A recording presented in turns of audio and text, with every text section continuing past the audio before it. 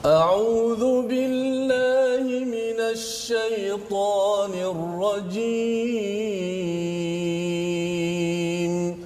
بسم الله الرحمن الرحيم. الحمد لله رب العالمين. الرحمن الرحيم. مالك يوم الدين. إياك نعبد وإياك نستعين. اهدنا الصراط المستقيم. صراط الذين أنعمت عليهم غير المغضوب عليهم ولا الضالين.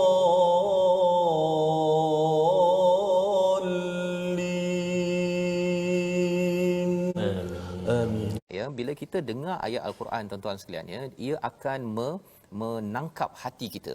Itu yang berlaku, ya. Dia akan menangkap siapa sahaja yang dengar ayat Quran, Islam tak Islam, munafik apa sebagainya, dia akan tangkap hati. Pasal Al-Quran ini dia akan target kepada lapisan pertama namanya sadar, lapisan kedua namanya adalah qalb, lapisan ketiga namanya fuad, lapisan keempat sampai lub, hati nurani yang paling dalam. Maka bila orang munafik dengar, bila dia rasa macam alamak, dia ayat ni cakap pasal kami kita lah, ya, kita kena baikilah. Kesannya apa? Hati ada fitrah itu, dia akan cuba juga untuk menyelinap. Ya, istilahnya thumman sarafu. Itu sebabnya dalam hidup kita ini, kalau kita dengar tazkirah, kita dengar ayat Al-Quran, kita cuba faham, kalau ianya memang macam istilahnya apa Ustaz ni, macam kena pukul kan, macam kena laser dekat hati itu tandanya peringatan itu sedang sampai. Jangan diselinap. Apa maksud jangan diselinap? Jangan kita pula alah tak apalah, tak apalah. Ada masa lagi, lama lagi nak pergi. Jangan cakap begitu, ya. Pasal memang hati kita ini bila dia ditiup was-was oleh syaitan, maka dia ada sifat itu Ustaz, ya. Dia suka untuk sarafa, ini maksudnya dia bertukar kan. Kalau sarafah tu kan tukar duit kan. Dia suka mengelak-ngelak begitu. Itu adalah sifat manusia bila dia berada dalam keadaan nafs yang mungkin ammarah bisu, yang menyeru kepada keburukan. Tetapi bila kita selalu latih diri kita nafs itu, ya, kita latih, bila dia dengar ayat Quran Allah cakap A, dia akan cakap ya Allah, aku ni belum A tapi ampunkan aku ya Allah. Itu kesannya. Bila dia tahu dia dah A, dia Allah istiqamahlah aku ini buat A. Contohnya solat kan. Solat pada masanya. Ya Allah, aku memang nak dirikan solat pada on time ya Allah. Itu adalah sifat orang beriman. Bila dia terasa tersasar sikit je, dia tidak cuba alah tak apa. Ya, dia cuba mengelak daripada perkara tersebut. Pasal apa Allah cakap? Kalau buat begini tuan-tuan sekalian, sarafallahu qulubahum biannahum qaumul la yafqahun. Kalau dia buat begini, dia mengelak, maka Allah akan buat apa? Palingkan hati mereka. Mula-mula kita mungkin kalau kita tengok ada adik-adik, ya, ataupun kita sendiri, dulu kita belajar okey, kita belajar agama sikit, kita buat ikut apa yang mak cakap, ayah cakap. Tetapi bila kita dah mula mengelak, antara teknik mengelak yang banyak berlaku pada orang munafik pada waktu itu adalah menggelakkan, mentertawakan, bermain-main dengan hal agama. Dia buat lawak dengan kawan. Bila dia buat lawak, daripada kata jomlah sembahyang on time, tak apa, kau pergi dulu, aku cepat. Contohnya kan, aku tak apa, aku sembahyang lambat pun tak apa, aku banyak pahala. Kita buat lawak begitu, akhirnya Allah akan saraf, Allah akan palingkan hati seseorang itu. Itu yang kita kena jaga-jaga, jangan sampai itu menjadi amalan. Bi annahum qaumul la yafqahun, kerana mereka ini tidak memahami, ya. Memahami apa? Memahami tentang ayat ini ataupun psikologi tentang bagaimana hidayah berfungsi dalam diri seseorang. Dan lebih daripada itu, ada yang kata ustaz, ya, kalau saya pergi ke program-program dengar My Quran Time, nanti saya dengar macam ustaz tu cakap ataupun ayat yang dibaca tu macam dia tala tong kan. Jadi saya tak naklah tahu benda itu, pasal kalau saya tahu nanti banyak perkara yang saya kena baiki. Kalau kita tidak pergi belajar ilmu, kita mengelak daripada belajar ilmu, itu maksudnya kita adalah lebih teruk daripada orang yang belajar tahu tak betul tetapi dia rasa macam bersalah dan akhirnya baiki elok-elok, ya, belaki sikit-sikit. Tetapi kalau ada yang kata bahawa saya tak naklah, kalau dengar al-Quran ni selalu dengar ceramah ke, nanti saya tahu kelemahan saya yang saya tak ikut, nanti saya akan rasa bersalah. Mengelak daripada proses belajar dan rasa bersalah itu namanya adalah sarafa, ya, summan sarafu. Kesannya apa? Itu lebih teruk lagi, ya, di dalam kehidupan kita. Itu sebabnya My Quran Time ini, tuan-tuan sekalian, ya, harapnya dengan ayat-ayat yang kita bacakan, ya, daripada Allah Subhanahu taala ini, ia adalah satu ubat yang penting agar apa? Agar kita kembali pada Allah, taubat, dan yang keduanya apa? Kita bergembira dengan perkataan Allah, ya, bukan sekadar bergembira dengan perkataan kita sendiri sebagai manusia. Dengan doa kita, subhanakala ilma lana illa ma 'allamtana innaka antal alimul hakim. Maha sucimu ya Allah, tidak ada ilmu kecuali yang Engkau ajarkan kepada kami, sesungguhnya Engkau yang Maha mengetahui, yang Maha bijaksana. Rabbi zidni ilma, ya Tuhan kami, tambahkanlah ilmu untuk kami. Allahu akbar, Allahu akbar. Dan kita lihat sinopsis halaman 207. Bermula daripada ayat 123, kita melihat kepada strategi perang dalam memerangi orang kafir. Ini disampaikan yang amat tegas sebagai satu kesimpulan tentang syirik tidak dikompromikan, tidak diterima oleh Allah Subhanahu Wa Taala dalam segenap hal.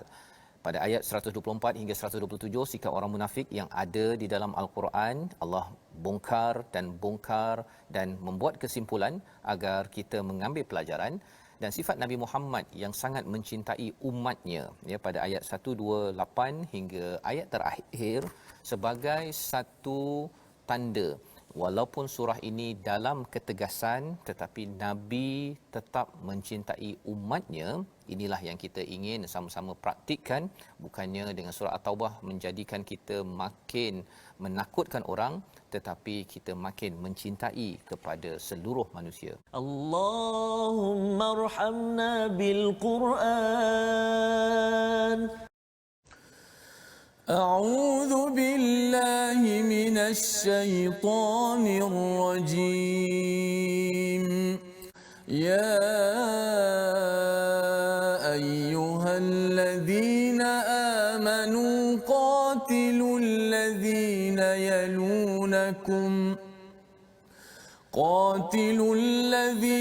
yalunakum minal kuffari wal yajidu fikum ghilzah wa'lamu anna Allaha ma'al muttaqin.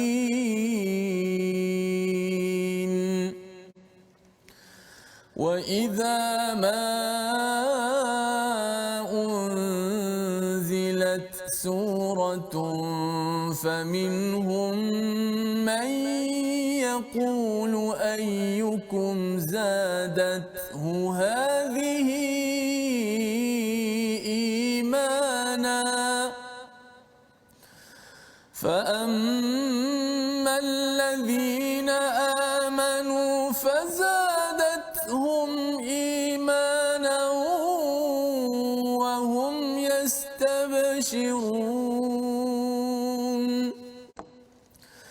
وأما الذين في قلوبهم مرض فزادتهم رجسا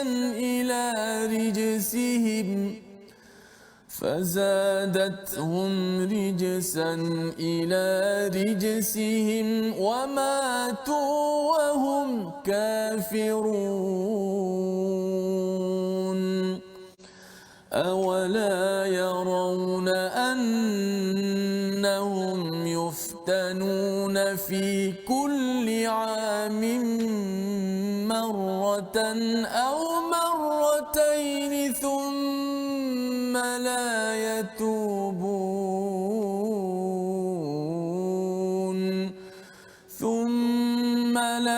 يتوبون ولا هم يذكرون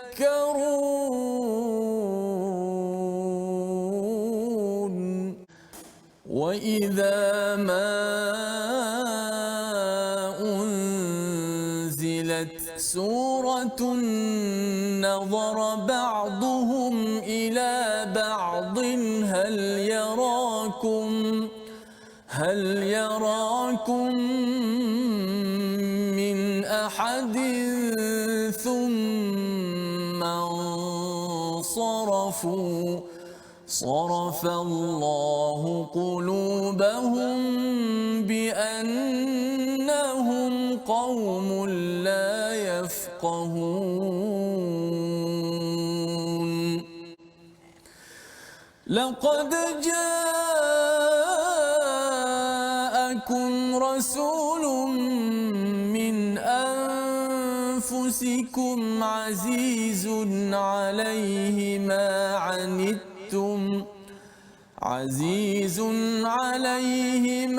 عنتم حريص عليكم بالمؤمنين رؤوف رحيم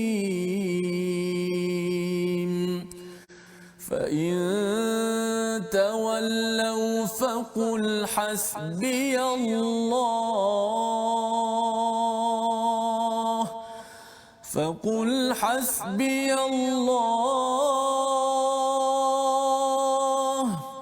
حسبي الله لا إله إلا هو عليه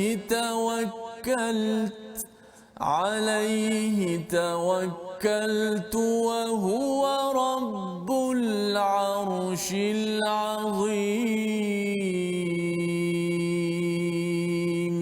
صدق الله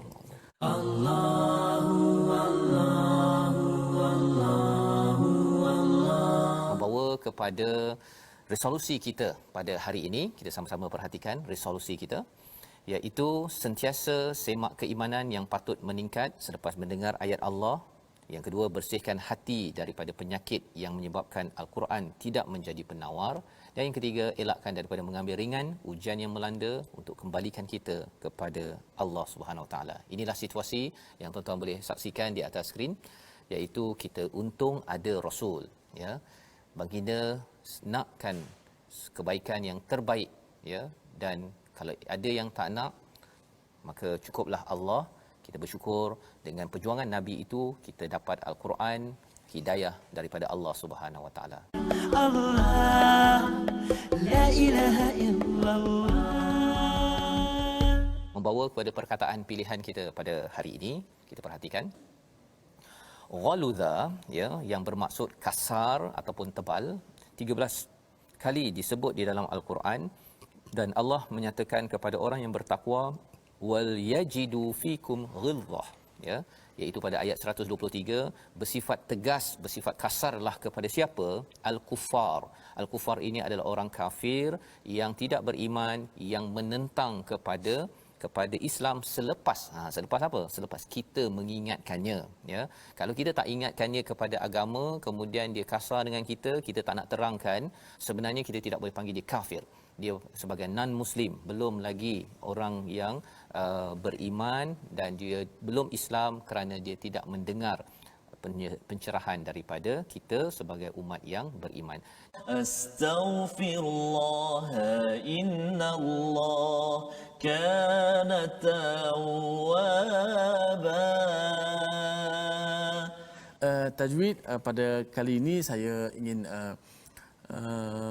merakumkan, maksudnya berkenaan dengan hukum mim sakinah ataupun mim mati. Kita boleh lihat slide kita ini, mana mim sakinah ini dia bila bertemu dengan huruf hijaiyah, dia akan pecah daripada 3 hukum. Kita tengok slide yang kita telah buat seperti gambar rajah supaya kita nampak lebih jelas. Mim mati itu pecahannya, yang pertama ialah ikhfa syafawi, ya, dan yang kedua itu ialah izhar syafawi, dan yang ketiga itu ialah idgham mithlain. 3 hukum dah kita belajar. Yang mana ikhfa syafawi ni, saya ulang balik, ikhfa syafawi apabila mim mati bertemu dengan ba, dia kena panjangkan gunnahnya kat situ. Yang kedua, izhar syafawi yang kita dah belajar, bila bertemu dengan huruf selain daripada ba dan mim, maka hendaklah kita baca dengan jelas matinya izhar itu, mim mati tanpa dipanjangkan gunnah tersebut. Dan yang ketiga, idgham mithlain ataupun mutamathilain, apabila mim mati bertemu dengan huruf yang sama jenis dengan dia, itu huruf mim, maka juga dibaca dengan dipanjangkan gunnah, disempurnakan gunnah itu. Maka inilah ketiga-tiga hukum yang berkaitan dengan hukum mim mati.